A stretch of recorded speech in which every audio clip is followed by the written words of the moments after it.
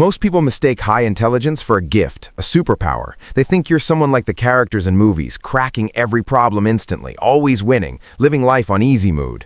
But if you're watching this video, you already know the truth is much darker.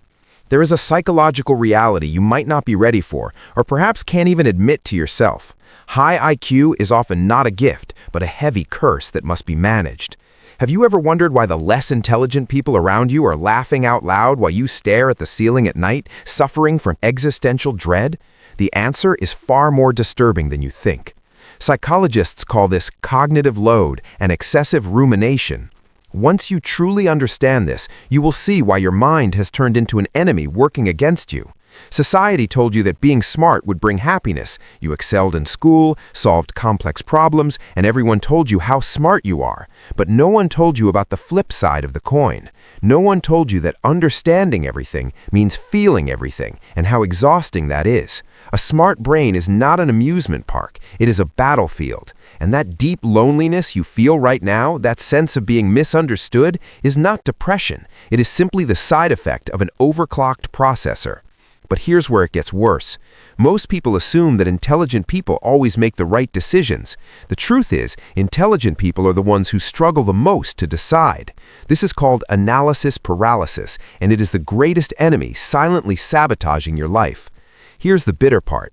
People with average or lower intelligence take action without thinking about the consequences. They take risks, make mistakes, and move forward by learning from those mistakes. But your brain is such a powerful simulation machine that before taking a simple action, you play out 50 different disaster scenarios in your mind.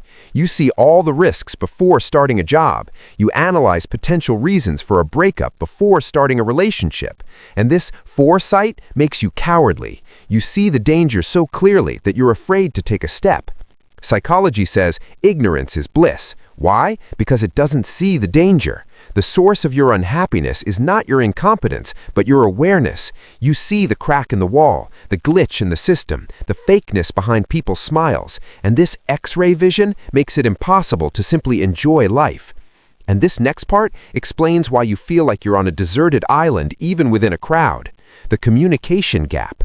Think about it. You're in a social setting, everyone's talking about the weather, the gossip of the day, or a simple TV show. They're laughing, having fun. You're there, but you're not really there. Your mind is occupied with the workings of the universe, human psychology, future technologies, or your own internal inquiries.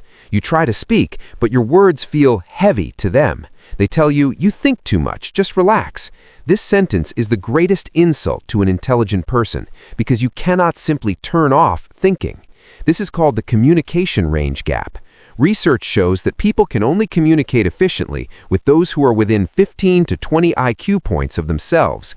If you are far above the average, statistically, the number of people who can truly understand you is so small that it pushes you into chronic loneliness. You're forced to constantly translate yourself. You simplify your thoughts, put on masks, and play a role to fit in. And the exhaustion you feel at the end of the day is not physical fatigue. It's the weight of that normal person mask you've had to wear all day. If what I've said so far hurts, good, because this pain is where healing begins. You need to stop blaming yourself. Another dark truth is the Dunning-Kruger effect. Because you're smart, you constantly doubt yourself. Because you see the limits of what you know, the infinity of what you don't know terrifies you. Meanwhile, less competent people are too incompetent to know how much they don't know, so they are overly confident. They apply for that job, take that risk, make that speech. You wait in the corner thinking, I'm not good enough. Your intelligence makes you believe you're a fraud, impostor syndrome. But remember this, a working intelligence is not designed to produce peace. Evolutionarily, the brain developed to survive, solve problems, and detect threats. Your brain just does this job too well. Your unhappiness is not a disease. It is a side effect of your hardware. You're not broken. You just have the wrong user manual. So, how do you break this curse? Should you dumb yourself down? No. The answer lies in directing your intelligence. First, to defeat analysis paralysis, sanctify action. Thinking is not doing. When you're 70% sure, take action. You'll figure out the rest along the way. Let your intelligence solve the problems on the road rather than stopping you from starting. Second, accept it. Stop expecting everyone to understand you. An eagle cannot fly with sparrows, and it cannot explain to sparrows why they can't reach the heights. Find your own tribe. Look for those few people who challenge you, who are on the same frequency as you. And until then, turn your loneliness into solitude.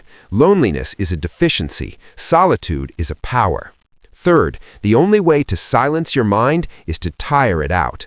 Passive consumption, social media, TV, does not silence a smart brain. It only suffocates it. Produce, write, draw, build, solve. Your mental energy is like a river. If you don't let it flow, it will overflow and drown you. This was a warning. Now the choice is yours. You're either going to be crushed under this weight, or you're going to use it as a lever to change the world.